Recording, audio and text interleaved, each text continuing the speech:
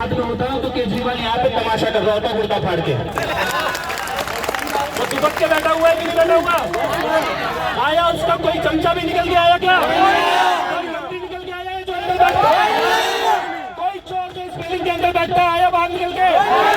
तुम्हारी आवाज भी सुनी इन्होंने? तुम्हारा दर्द नहीं देखा? अपराधी कौन है इससे बता लेते हैं। इसके दरवाजे पे आवाज गूंज रही है। जो छोटी छोटी बातों पे तमाशा करने वाला अगर वो खुद अपराधी नहीं होता तो यहाँ बैठा होता।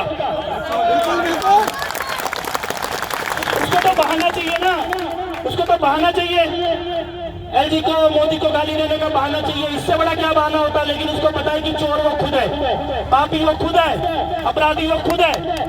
और छोटे सही बोला आपने, 11,000 पेट पे लात मारने वाला पहला पापी है।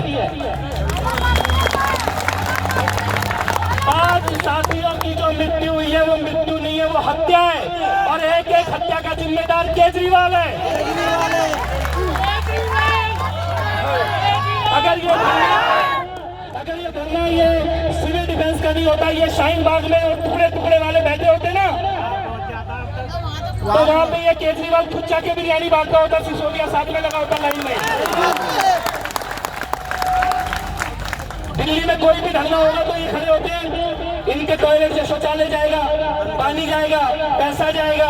और ये जो दिल्ली के अपने बच्चे बैठे हैं तो ये गायब है सर। बिना गलती के बैठे हुए हैं यहाँ पे हम, बिना गलती के, बिना नोटिस के, बिना बताए। किसी के दूध, बच्चे के दूध का पैसा नहीं है सर। सर बिना गलती के बैठे, गलती कोई करता है थप्पड़ मारते हैं, और उन्होंने बिना गलती के मारे पेट में लात मारी है। उसको ऊपर वाला थप्पड़ मारने वाला, ऊपर वाला। दिल्ली के हर एक विधानसभा से है यहाँ लड़के। तुम्हारी नौकरी खाई है ना, वो बजरंगबली भगवान ऊपर बैठा हुआ है, उसकी ज्यादा दिन चलने वाली नहीं है जिसने खाई है। दिल्ली के हर विधानसभा के लड़के हैं यहाँ पे। दिल्ली 11 डिस्ट्रिक्ट के लड़के हैं। पूरे इलेक्शन में बताएंगे हम उनको, इलेक्शन से पहले बताएंगे। और मैं एक बात ये कहना चाहता हूँ कि ये नौकरियां वापस मिलके रहेंगी। इसके लिए लेकिन लड़ना होगा, लड़ेंगे,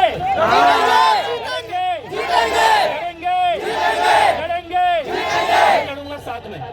मैंने उस दिन आपको एक बात कही थी कि पुलिस नहीं हटाएगी, इसकी जिम्मेदारी मेरी है। और दूसरी बात ये कही थी कि जब लड़ते समय पुलिस लाठी चलाएगी तो पहली लाठी हम खाएंगे अपने ऊपर। सर यही उम्मीद है हमें आपसे। ये बिना लड़े नहीं देगा, लेकिन लड़ने पे इसका बाप भी देगा। कोई दुनिया में ये अन्याय है, किसी के बच्चे की स्कूल की फीस रुकी हुई है, किसी के दूध का पैसा रुका हुआ है, किसी का घर का किराया रुका हुआ है, किराने का पैसा रुका हुआ है। अपने बच्चों को किस मुंह से जाके शाम को बच्चों की आंख में आंख डाल के बोले, क्या बोले, क्या जवाब दे कि नौकरी खत्म? दिवाली का तोहफा दिया है हमारे को, दिवाली का बहुत बड़ा तोहफा है सर। ये आदमी दिवाली में संजय सिंह के घर वालों से मिलने गया और बोल रहा है कि संजय सिंह जेल में, घर वालों दिवाली नहीं मना पा रहे। अरे ये दिवाली नहीं मना पा रहे, ये तुम्हारे तो चोरी करी है तुमने, इसलिए जेल में हो। दिवाली तो इनकी बंद की है तुमने। जब इन्हें बोनस मिलना था तुमने तनख्वाह भी रोक दी, नौकरी खत्म। और किसकी रोकी? जिसने तुम्हारी इज्जत बचा के रखी थी। आज तक केजरीवाल की इज्जत पे अगर पर्दा डाल के किसी ने रखा था ना, तो ये तुम लोगों ने रखा था जो सड़क पे बैठे हुए। उसकी हर फेलियर को छुपाया, कोरोना की फेलियर को छुपाया, ऐसी कोई उसकी हर फेलियर को छुपाया, अपनी जान जोखिम में डाली। मृत्यु हो रही है लोगों की एक एक करके। लेकिन मैं ये कहने आया हूं कि लड़ाई अभी लंबी लड़नी है और लड़नी पड़ेगी। सर जब एक संजय सिंह के घर में दिवाली नहीं मनी तो इसके वो इनके घर में चला गया। ये इतने सारे संजय सिंह बैठे, इनकी दिवाली के घर पे कौन ही गया? ये ईमानदार है भाई, ये ईमानदार है। वो दिन दूर नहीं है जब अरविंद केजरीवाल भी वहीं जाएगा जहाँ संजय सिंह गया हुआ है। लेकिन उससे पहले हमारी नौकरी देकर जाएगा। मैं आदित्य से, रोहित से, आपकी पूरी टीम से, जो हमारी बहनें बैठी हैं, सबसे ये निवेदन करता हूँ, अगले 3-4 दिन के अंदर आप एक रूपरेखा बनाओ और उसके बाद मैं आपके साथ चलूंगा। हमारे दिल्ली प्रदेश के अध्यक्ष सचदेवा जी से बात करके आया हूँ। हमारी पूरी भारतीय जनता पार्टी की पूरी टीम आपके साथ चलेगी और मुख्यमंत्री के भी जाएंगे और एलजी के भी जाएंगे।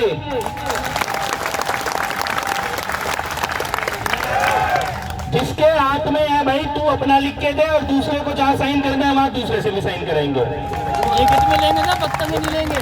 लेकिन जो कागज पे विधानसभा में खड़े होकर बोल रहा हमने 1 लाख लोगों को दिल्ली में नौकरी दे दी, अखबार में विज्ञापन छापा 1 लाख लोगों को। मैं गुजरात गया था, गुजरात के चुनाव में, वहाँ पे ये भाषण देके आया कि हमने दिल्ली में 1 लाख नौकरी दी है। झूठ है, झूठ है। 10,000 को बेरोजगार कर दिया।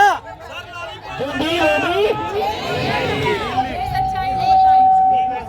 मुझे आपसे ना सिर्फ एक विश्वास चाहिए प्लीज, मैं एक विश्वास चाहिए उनसे में, जैसे आपने कहा कि ये आपको इसी ने ही नौकरी देनी है, अगर भगवान ना करे हमारी लड़ाई में ये जाता है या कोई आता है तो आप हमें विश्वास दिलवाओ कि आपके जरिए हमारे को नौकरी मिलेगी। मैं आपसे पूछता हूँ, मेरे पे भरोसा है? दिलाने की जरूरत नहीं है भाई।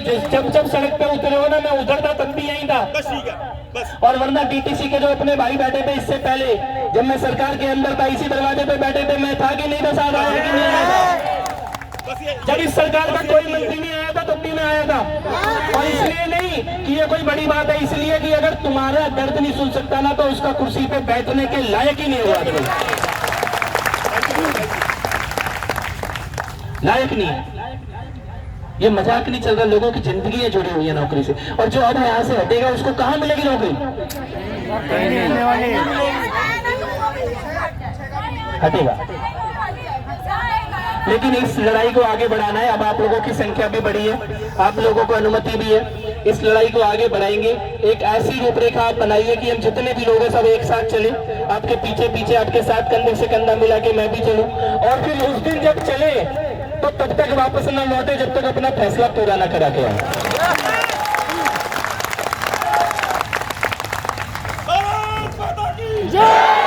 ये भी बोला कि ये पूरे देश के कानूनी बना देना चाहिए, कानून का संशोधन कर देना चाहिए। वो सारे रास्ते बाद की बात है।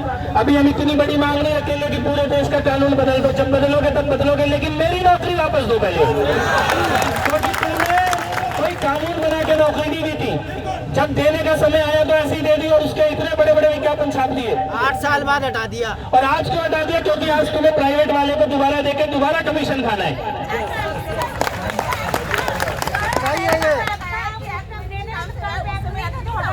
यही एक्ट था ना, यही एक्ट था, यही कानून था। इसी और सबसे बड़ी बात, तू अपने आप को पढ़ा लिखा कहता है, तो जिस कुर्सी के लिए बैठा है उस कुर्सी में कितनी पावर है कितनी पावर नहीं है ये तो जॉब का इंटरव्यू देने से पहले पता होता है ना। कौन सी नौकरी का इंटरव्यू दे रहे हैं ये तो नहीं, क्लर्क का इंटरव्यू देकर बोलेगा कि मेरे को बॉस बनना है।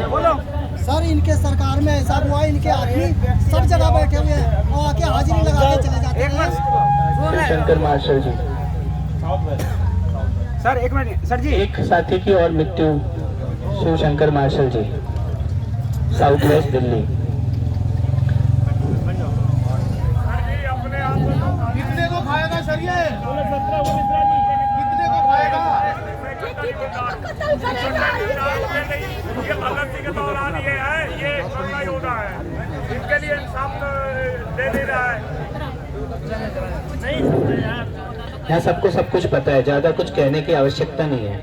लेकिन एक चीज कहने की आवश्यकता है कि लड़ाई लड़नी है, लंबी लड़नी है। हम आपके साथ हैं, मैं आपके साथ खड़ा हूँ, ऋचा जी आपके साथ खड़ी है, हमारी दिल्ली भारतीय जनता पार्टी की टीम आपके साथ खड़ी है। और जिस हद तक भी जाना पड़ेगा, ये तो हम अपनी मर्यादाओं का पालन करते हुए लड़ रहे हैं, पालन कर रहे हैं। किसी ने कोई अनुशासन तोड़ा नहीं है आज तक, एक छोटा सा नियम भी नहीं तोड़ा, एक लाइन क्रॉस नहीं करी। वरना ये सड़क और ये दीवारें रोकने लायक नहीं है कि रोक लेंगे।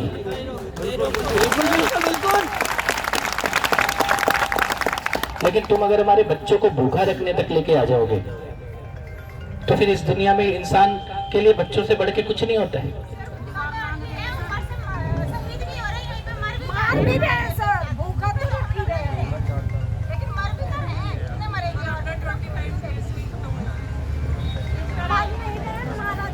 पर अपने को मजबूत रखे और कोई भी नेगेटिव थॉट किसी के मन में आता है तो दूसरे लोग उसको समझाएं। देखो ये समय समय की बात होती है।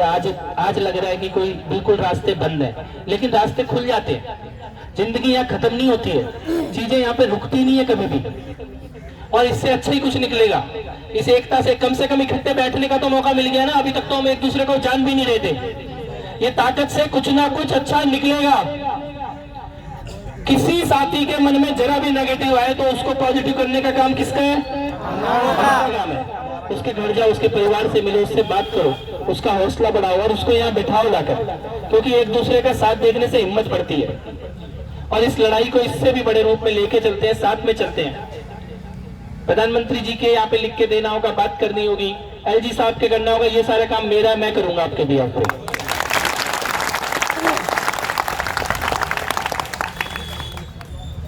और ये नहीं करेगा जो भाई ने आपने मेरे से भरोसा मांगा कि ये नहीं करेगा तो कौन करेगा, तो फिर हम करेंगे।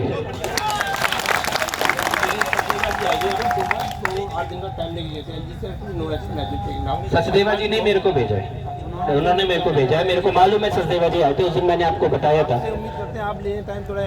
तो उनके बिहाफ पे मैं खड़ा हूं और मैं आपको फिर से ये बात कह रहा हूं, बिना लड़े मिलेगा नहीं और लड़ने में आपके साथ खड़े होंगे। हम लोग दूर से तमाशा नहीं देखेंगे इस लड़ाई का। तो उसकी एक रूपरेखा बनाते हैं तो भाई, और जितने लोग अभी भी नहीं आ रहे उनको भी बोलो कि आए, सब आए, पूरी शक्ति के साथ आए। और उसके बाद यहाँ से चलते हैं इसके घर तक। उस दिन इसका शीश महल अंदर से देख कर ही वापस लौटेंगे।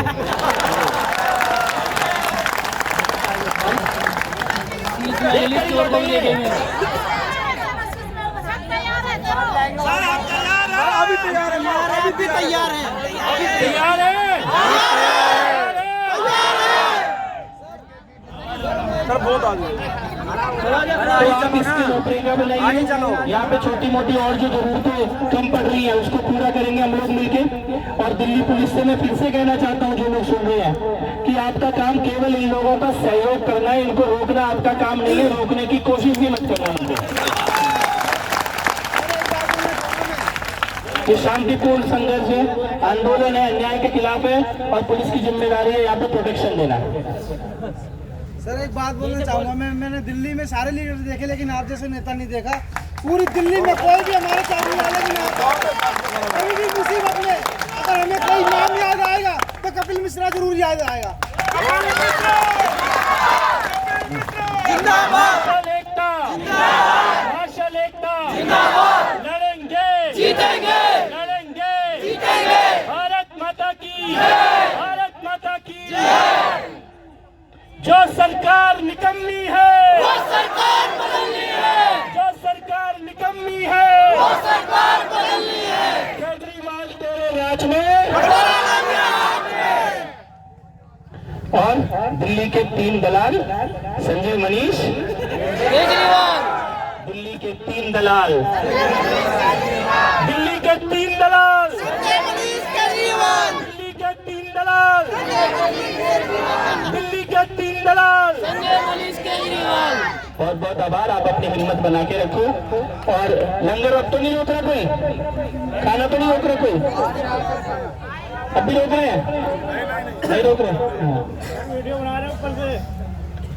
कौन बना रहे भाई? निकला घर मकानों से, बहुत बहुत आभार। निकला